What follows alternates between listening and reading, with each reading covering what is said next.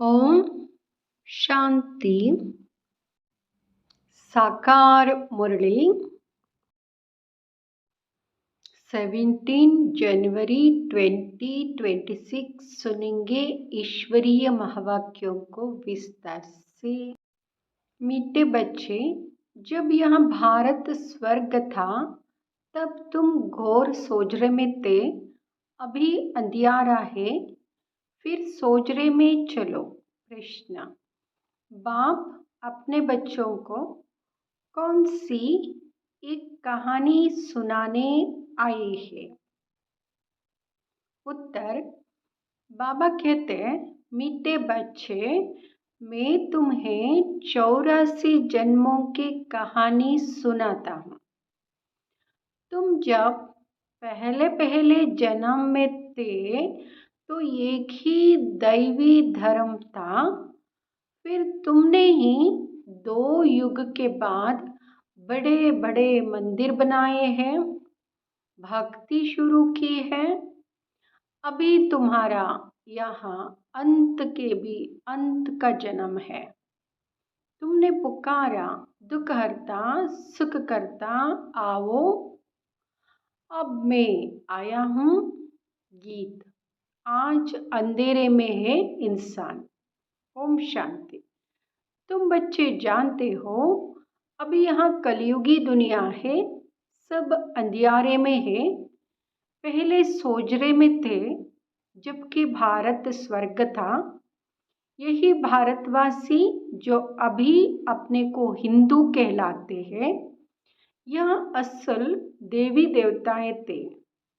भारत में स्वर्गवासी थे जब और कोई धर्म नहीं था। एक ही धर्म था, स्वर्ग, वैकुंठ, बहिष्ठ, हेवन। यह सब इस भारत के नाम थे। भारत पवित्र और प्राचीन धनवान था। अभी तो भारत कंगाल है, क्योंकि अभी कलयुग है। तुम जानते हो, हम अंधियारे में हैं। जब स्वर्ग में थे तो सोजरे में थे। स्वर्ग के राजराजेश्वर राजराजेश्वरी श्री लक्ष्मी नारायण थे। उसको सुखधाम कहा जाता है। बाप से ही तुमको स्वर्ग का वर्षा लेना है, जिसको जीवन मुक्त कहा जाता है। अभी तो सब जीवन बंद में है। खास भारत और आम दुनिया रावण की जेल में, शोक वाटिका में है।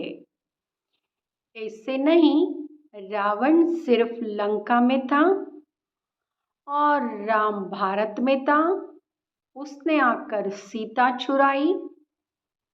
यहाँ तो सब है दंत कथाएं। गीता है मुख्य, सर्वशास्त्रमयी शिरोमणि श्रीमत, अर्थात भगवान की सुनाई हुई है। भारत में मनुष्य तो कोई की सदगति कर नहीं सकते। सतयुग में थे जीवन मुक्त देवी देवताएं, जिन्होंने यह वर्षा कलयुग अंतिम में पाया था। भारतवासियों को यह पता नहीं है, ना कोई शास्त्रों में है। शास्त्रों में है भक्ति मार्ग का ज्ञान। सद्गति मार्ग का ज्ञान मनुष्य मात्र में बिल्कुल है नहीं। सब भक्ति सिखलाने वाले हैं। कहेंगे शास्त्र पढ़ो, दान पुण्य करो। यह भक्ति द्वापर से चली आती है। सतयुग और त्रेता में है ज्ञान की प्रारब्ध। ऐसे नहीं कि वहाँ भी यह ज्ञान चलता आता है। यह जो वर्षा भारत को था, वह बाप से संगम युग पर ही मिला था, जो फिर अभी तुमको मिल रहा है। भारतवासी जब नरकवासी बेहद दुखी बन जाते हैं, तब पुकारते हैं, हे पतित पावन दुख हरता सुख करता किसका? सर्व का। क्योंकि भारत खास, दुनिया आम, सब में 5 विकार है। बाप है पतित पावन। बाप कहते हैं मैं कल्प कल्प कल्प के संगम युग पर आता हूँ, सर्व का सद्गति दाता बनता हूँ। अहिल्याए, गणिकाए और जो गुरु लोग हैं उन सबका उद्धार मुझे ही करना पड़ता है, क्योंकि यहाँ तो है ही पतित दुनिया। पावन दुनिया सतयुग को कहा जाता है। भारत में इन लक्ष्मी नारायण का राज्य था। भारतवासी यहाँ नहीं जानते कि यहाँ स्वर्ग के मालिक थे। पतित खंड माना झूठ खंड, पावन खंड माना सच खंड। भारत पावन खंड था, यह भारत है अविनाशी खंड, जो कभी विनाश नहीं होता है। जब इनका लक्ष्मी नारायण का राज्य था तो और कोई खंड थे नहीं, वह सभी बाद में आते हैं। मनुष्यों ने तो कल्प लाखों वर्ष का लिख दिया है। बाप कहते हैं कल्प की आयु 5000 वर्ष है। वह फिर कह देते मनुष्य 84 लाख जन्म लेते हैं। मनुष्य को कुत्ता, बिल्ली, गधा आदि सब बना दिया है, परंतु कुत्ते बिल्ली का जन्म अलग है। 84 लाख वैरायटी है। मनुष्यों की तो वैरायटी एक ही है, उनके ही 84 जन्म है। बाप कहते हैं भारतवासी अपने धर्म को ड्रामा प्लान अनुसार भूल गए हैं।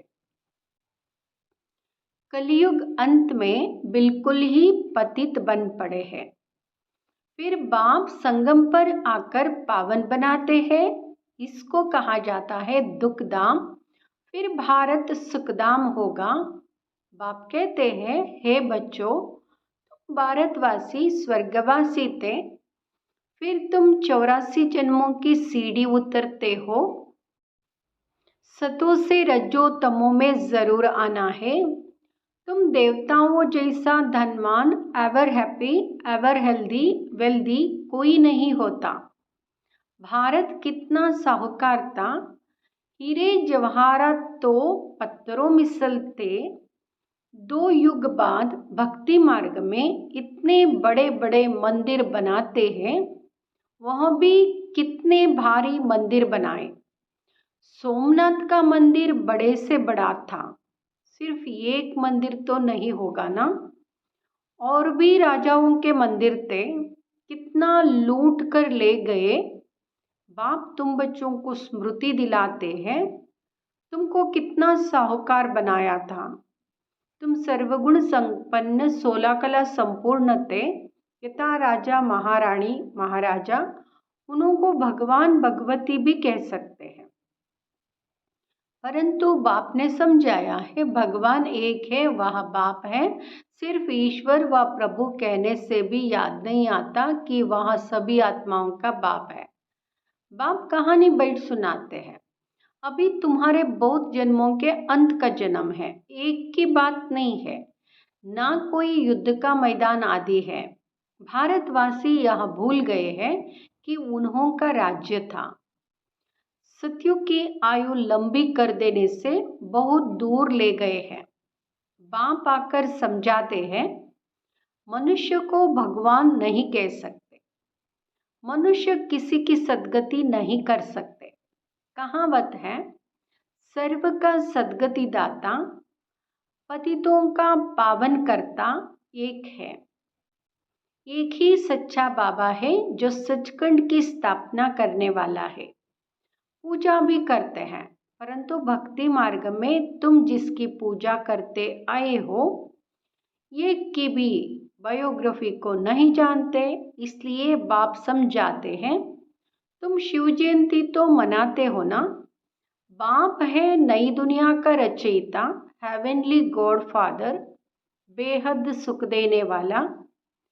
सतयुग में बहुत सुख था, वह कैसे और किसने स्थापन किया, यह बाप ही बैठ समझाते हैं। नरकवासी को स्वर्गवासी बनाना या भ्रष्टाचारियों को श्रेष्ठाचारी देवता बनाना, यह तो बाप का ही काम है। बाप कहते हैं, मैं तुम बच्चों को पावन बनाता हूँ। तुम स्वर्ग के मालिक बनते हो। तुमको पतित कौन बनाते हैं? यह रावण। मनुष्य कह देते दुख भी ईश्वर ही देते हैं।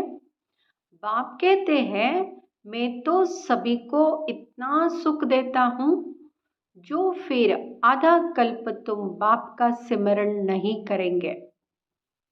फिर जब रावण राज्य होता है तो सबकी पूजा करने लग पड़ते हैं। यह है तुम्हारा बहुत जन्मों के अंत का जन्म। कहते हैं, बाबा कितने जन्म हमने लिए? बाबा कहते हैं, मीठे मीठे भारतवासियों, हे आत्माओं, अब तुमको बेहद का वर्षा देता हूँ।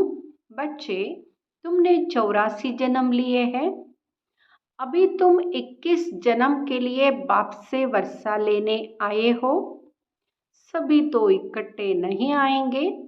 तुम ही सतयुग का सूर्यवंशी पद फिर से लेते हो,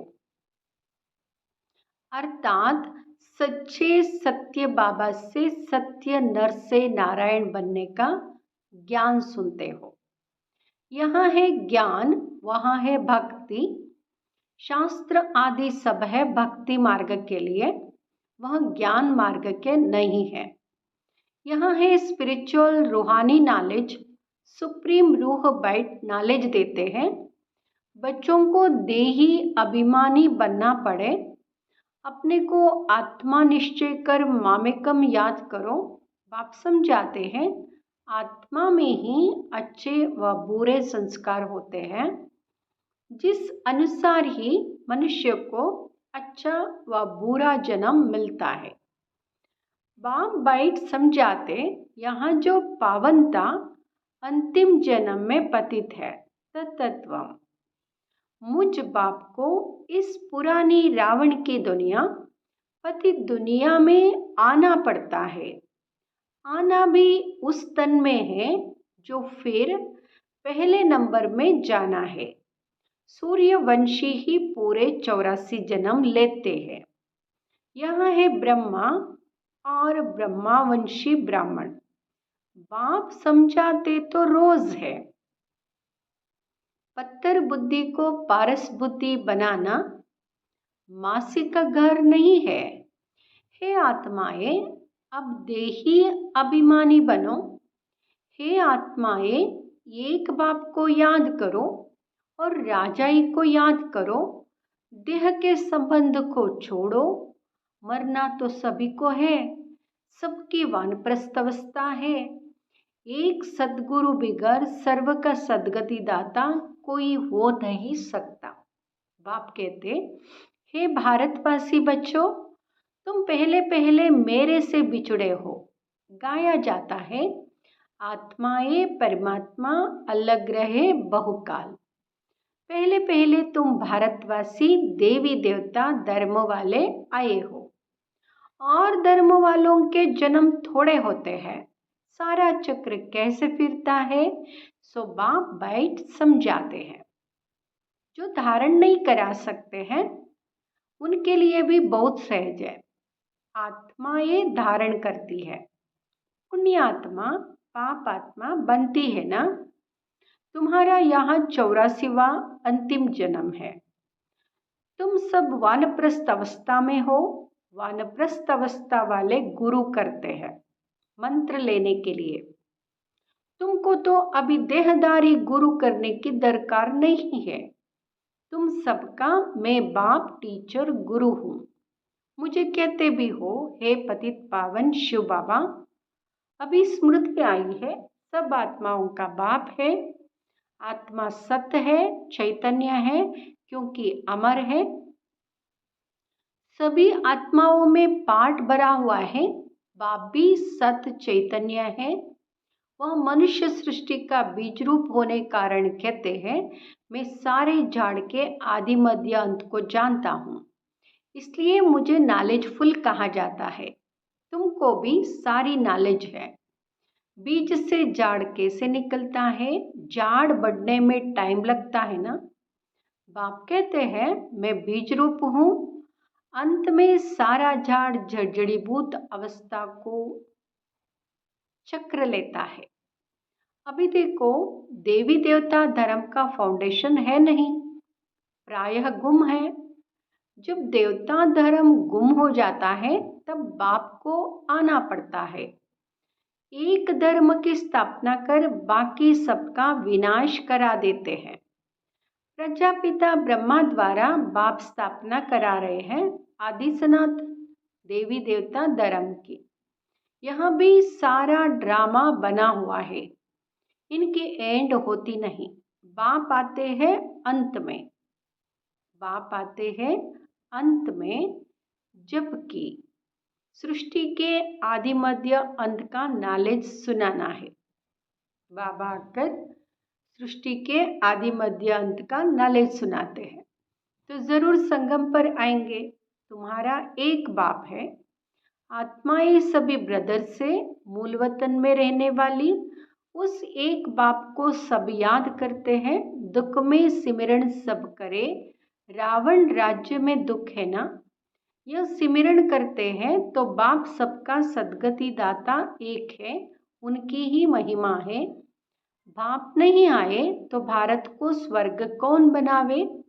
इस्लामी आदि जो भी है सब इस समय तमो प्रधान है। सबको पुनर्जन्म तो जरूर लेना है।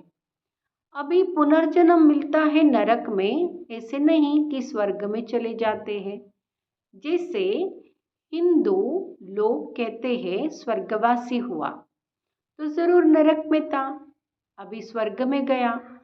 तुम्हारे मुख में गुलाम स्वर्गवासी हुआ, फिर नरक के आसुरी वैभव तुम उनको क्यों खिलाते हो। बंगाल में मछलियां आदि भी खिलाते, अरे उनको इन सब खाने की दरकार ही क्या। कहते हैं फलाना पार निर्वाण गया, फलाना पार निर्वाण गया, माना परमधाम में चला गया, निर्वाण गया।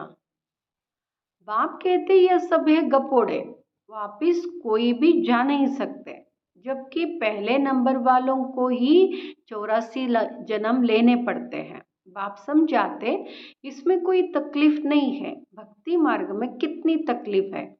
राम राम जपते रोमांच खड़े हो जाते, वह सब है भक्ति मार्ग। जपते जपते रोमांच खड़े हो जाते हैं, मंत्र जापते हैं रोमांच खड़े हो जाते हैं। यह सब भक्ति मार्ग है। यह सूर्य चांद भी तुम जानते हो कि रोशनी करने वाले, यह कोई देवताएं थोड़े ही है। वास्तव में ज्ञान सूर्य, ज्ञान चंद्रमा और ज्ञान सितारे हैं, उन्हों की महिमा है। वह फिर कह देते सूर्य देवताएं नमः, उनको देवता समझ पानी देते हैं। तो बाप समझाते हैं यह सब है भक्ति मार्ग, जो फिर भी होगा। पहले होती है अव्यभिचारी भक्ति एक शिव बाबा की, फिर देवताओं की, फिर उतरते उतरते अभी तो देखो अभी उतर गए हैं, उतरते उतरते आप देखेंगे सबकी पूजा करते रहते हैं। पहले शिव बाबा की, बाद में देवताओं की। अभी देखो तिवारे पर जहाँ 3 रास्ते मिलते हैं, मिट्टी का दीवा जगाए, तेल आदि डाल उनकी भी पूजा करते हैं, तत्वों की भी पूजा करते हैं, मनुष्यों के भी चित्र बनाए पूजते हैं। अब इनसे प्राप्ति तो कुछ भी नहीं, इन बातों को तुम बच्चे ही समझते हो। अच्छा, मीठे मीठे सिकिलदे बच्चों प्रति माता पिता बाप दादा का याद प्यार और गुड मॉर्निंग। रूहानी बाप की रूहानी बच्चों को नमस्ते।